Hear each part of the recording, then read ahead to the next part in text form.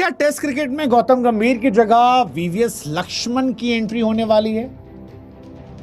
क्या Lakshman team India के head coach बन सकते हैं?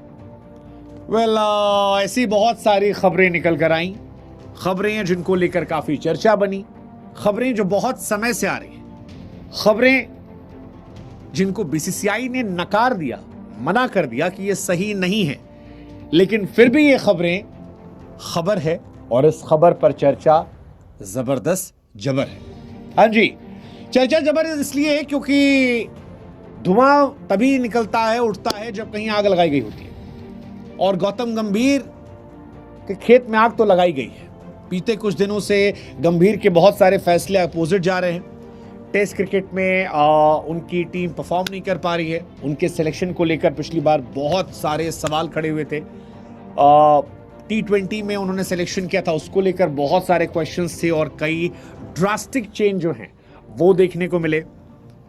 वनडे टीम को लेकर भी रिपोर्ट्स आ रही है कि अब कई सारे चेंजेस होने वाले हैं।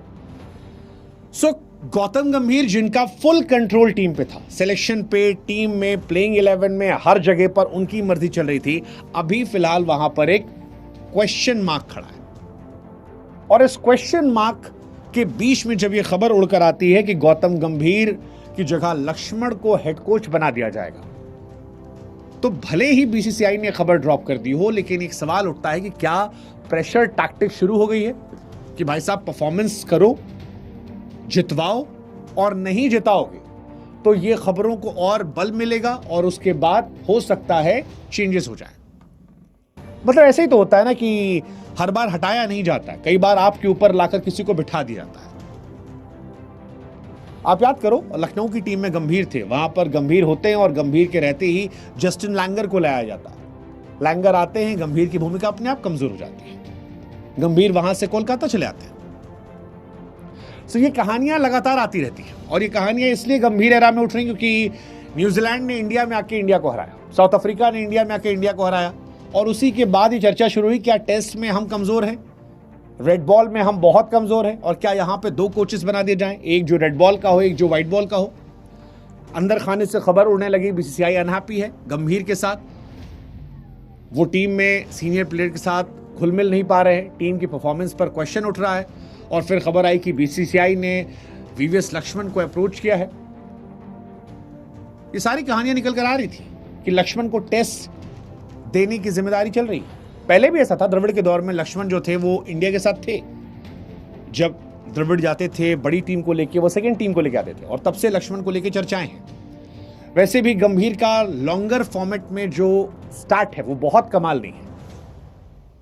गंभीर के टेन्योर में हम 10 डिफीट ले चुके हैं सेना कंट्रीज के सामने, और इसीलिए सवाल उठ रहा है कि भले बीसीसीआई ने मना कर दिया, भले ये कहा कि ये खबर सही नहीं है, हम गंभीर के आगे अभी नहीं सोच रहे हैं, लेकिन ये खबरें उड़ाई गई जो, ये क्या प्रेशर पॉलिटिक्स का हिस्सा हो सकती हैं, और क्या गंभीर को आगे छोड़ना पड़ सकता है कैप्टेंसी?